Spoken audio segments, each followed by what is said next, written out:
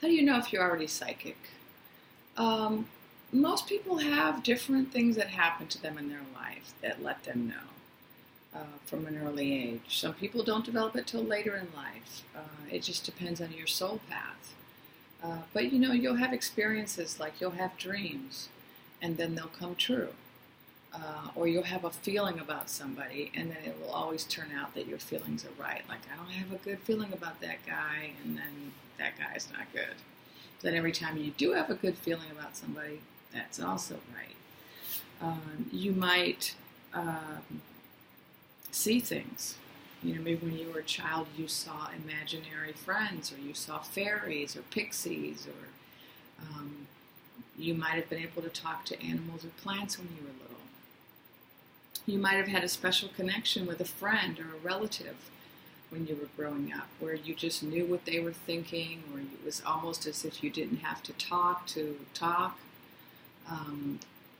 Or if somebody was in distress in your family, you always knew, like you would just be someplace else and all of a sudden you'd have a feeling, oh, something's wrong, and then it would turn out that something was wrong. Or every time the phone rings, you feel like you know who it is, or every time you think about somebody they call, or there's all of these different things that could be going on in your life that if you pay attention to them, you'll notice that they happen with some regularity in a way that really can't be explained by coincidence, although maybe you tried to explain them by coincidence. But when you actually start to, really look at them, you're like, well, I don't think I can explain all of these, right? I mean, probably some of these have to be explained in some other way.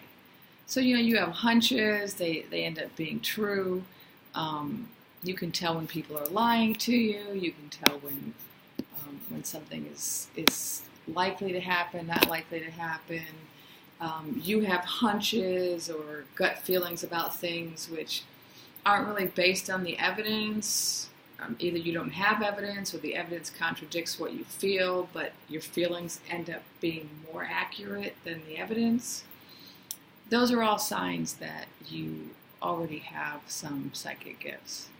Now, because we're taught to suppress our gifts, and we're often also teased because of them, or people are skeptical and they scoff at us, or they think we're making things up, or they think we're trying to get attention. I mean, there's so many negative reactions that you can get when you share your gifts with people that there's a lot of pressure on us not to acknowledge our gifts or to claim them or to really recognize them. And so you shouldn't be surprised if you've had gifts your whole life, but you've never really, admitted it to yourself or acknowledged it until recently. Because society is really working against you acknowledging your gifts. Fortunately, we're entering a different time now. There's a shift in consciousness happening on the planet. A lot of people are having their gifts develop or open up. They're becoming more aware of them. There's more acceptance of gifts.